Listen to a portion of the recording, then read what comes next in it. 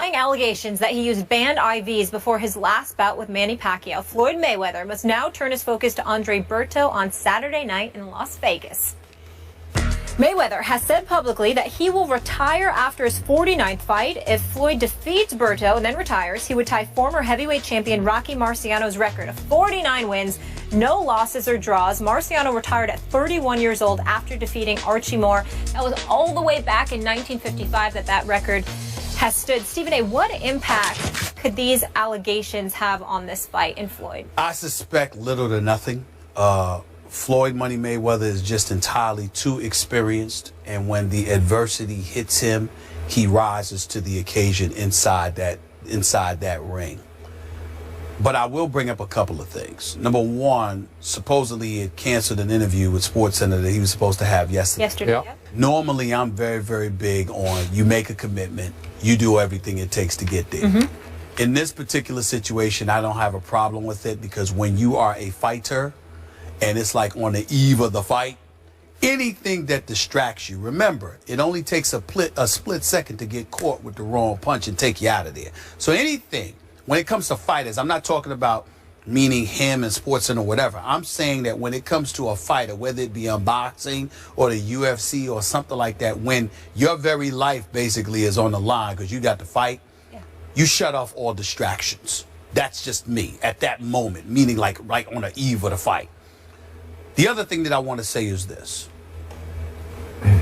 I don't believe Berto is going to win this fight. I think he's going to get schooled. I don't think he's on Mayweather's level. But I would like to keep in mind, Berto does have power, he does have speed, and he does not back up. He's coming.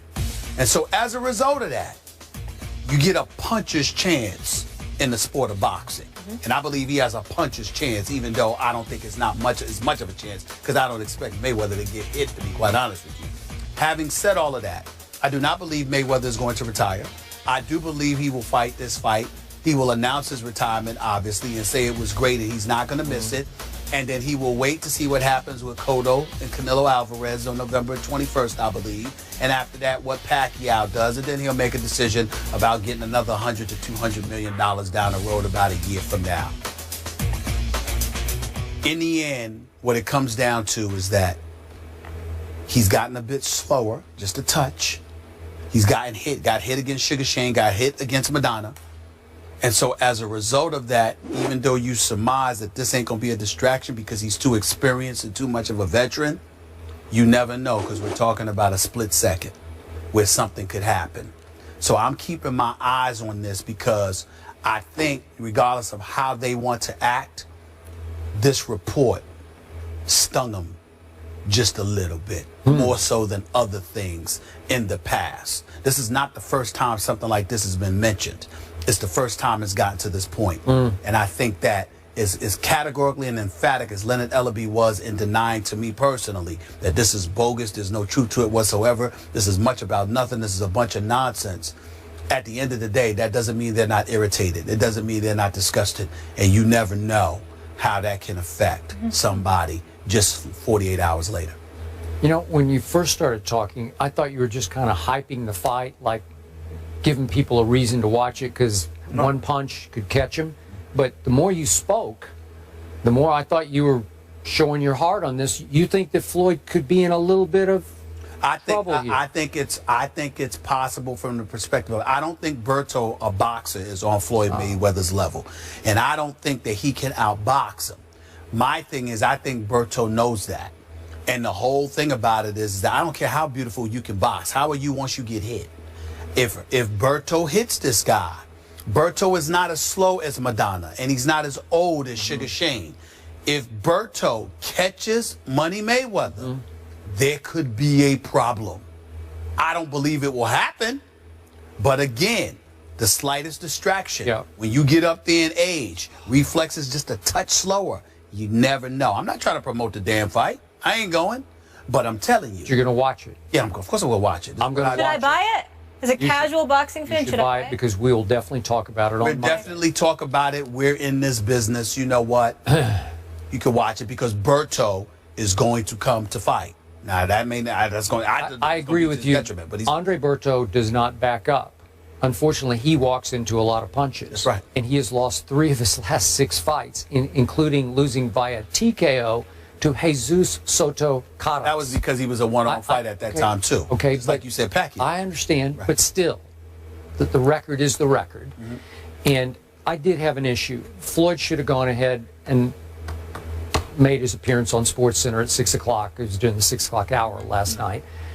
He must have been stung by this because Thomas Hauser's reporting raised a lot of serious questions, a lot of red flags, and I'm not sure Floyd wanted to have to deal with that. Maybe, as you say, this close to the fight, he wanted to just do a fight interview, and all of a sudden. For the record, I'm not saying he shouldn't have showed up. I'm just saying I understand it, considering got to stay focused right now on the eve of the fight. But in the end, I am with you. This is where I do admire Floyd. He's always in some, involved in some issue somewhere off the field, outside so to speak, right? Outside the ring. And this man can focus like no one's ever been able to focus. So I'm assuming he will focus well enough and be skilled enough to just simply outbox Berto. Could Berto catch him? I don't know. I doubt it. I will buy the fight. I will watch to see what you brought up. Floyd is 38 years of age, and Father Time waits for no man, so maybe just a touch slower. I want to see him give Pacquiao a rematch because I think it would be a fair fight. Guys are desperate, and when you're desperate and you come after somebody and you force them to fight, and if you're Floyd and you don't like punching, it could be interesting. All right. Could be. Well, we'll see what happens. I hope it's not his last fight. I hope it's interesting. We'll see. Eli Manning gets paid? Say what? You might be surprised by the dollars. We'll fill you in on the contract details after the break. This is First Take. Stay with us, won't you? In his first game as Bills head coach, Rex Ryan will try and put an end to a streak of 7 straight Bills coaches who lost their first game coaching with the team. We know there's been a carousel there. And it won't be easy against Andrew Luck and the Colts. Andrew Luck has more yards, completions, and attempts in his first 3 seasons than any quarterback in NFL history. He's a lock, Skip Bayless. Only Dan Marino threw for more touchdowns. Who wins? Andrew Luck, Hall of Famer. Stephen A. Smith, here I go again. Another home underdog. Indy minus 2.5 points at Buffalo. And I'm going with another upset that really in a few weeks won't seem like that big of upset. I'm saying that Buffalo is going to be a wild card team in the AFC, finishing second in this division to New England. And I'm going to say that with Rex just electrifying that community, as we saw when we visited up there, that stadium is going to be rocking at kickoff this Sunday for the new era to begin. And maybe I drank too much of the Buffalo Kool-Aid when we went up there for our first visit to our first camp. But I love this football team. And I'm shocked that Rex had the wisdom and the foresight to give Tyrod Taylor a shot here because he can play. I believe in it. It's his first start in the 5 years he's been in the league. But I loved him in the preseason game that we got to see him in. And this offense has been explosive throughout the preseason. Obviously with Sammy Watkins and Percy Harvin and Robert Woods and LaShawn McCoy. And I think LaShawn's going to be fairly healthy, they say, for this opener. They threw in Richie Incognito on that offensive line. I'm not a fan of his as a guy, but as a player, he can play. And that defense, it is loaded. They don't have Marcel Darius for week 1. They'll have him going forward. But, my God, that secondary is so deep. And Jerry Hughes and Mario Williams, and my God. It just, everywhere I looked on that practice field that day we looked over our shoulder at their practice, I saw talent. Yep. I saw a really good football team with big question mark at quarterback. But I think Tyrod's going to have a very good year for them, and I think it starts against Andrew Luck, whose team, I'm not saying Andrew Luck is overrated, but that team is being overrated. You got them going all the way to the Super Bowl. I just don't think they're that good.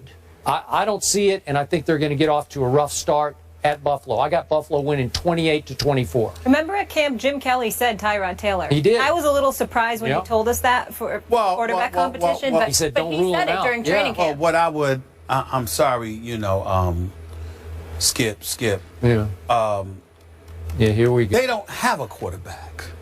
So why is it such a shock that Tyrod? I mean, my God. Because EJ Manuel, EJ Manuel or Matt Castle. Oh my Lord! Somebody has been picked over there. Please, both of them. I mean, both of them. I mean, they both lucky to be in uniform the way they've been playing. Even though EJ Manuel had a couple, at least one good preseason game.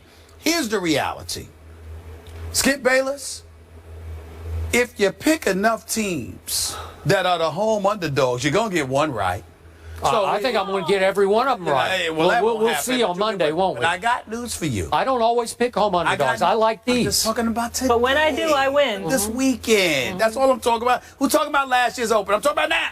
Okay? Stay with me. With that being said, Skip Bayless, I'm going to agree with you. Ooh. I believe the Indianapolis Colts are going to lose this game. Hey. Hear that, people? Because here's what, first of all, the defense is big time. And we all know that it was big. First of all, they were 9-7 last year. And they were a pretty damn good defense. With Hughes, with Mario Williams, with Marcel Derrick, with all, I mean, they had a crew, okay? And then you Gilmore and Cersei and those ones. Listen, they have a crew. But here's the thing. Now you got Rex Ryan, who we all know from a defensive perspective is a genius. He really is. I don't use that word very often, but I give you genius. That's right. So here's the deal. When you look at that, what is Indianapolis supposed to be doing to offset that?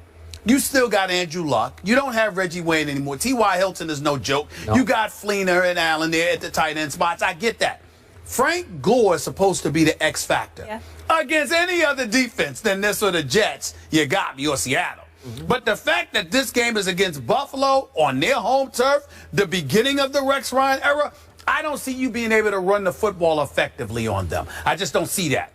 So now we get to the Bills on the offensive side of the ball. The momentum, the crowd, etc. With a guy like LaShawn McCoy there, with Sammy Watkins there. You got Tyrod Taylor who can make plays with his feet. I think he throws it pretty well, too. But I'm not saying. Okay. I'm saying the fact that you are a dual threat resonates with me. Because I think in a game like this, you're going to have to use your feet in order to be successful. I think the combination of all of that built off of the momentum of their defense, which finds a way to somewhat neutralize Indianapolis, I think is right for an upset. The last point I want to make was this. This is the biggest reason why I think Indianapolis is going to lose this game. And I hope I'm wrong.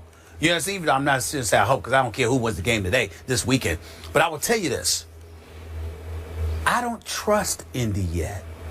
One of the biggest things about, even though I think talent-wise they can go to the Super Bowl, what I want to see from Indy is them walking into an environment like this for opening day and showing up.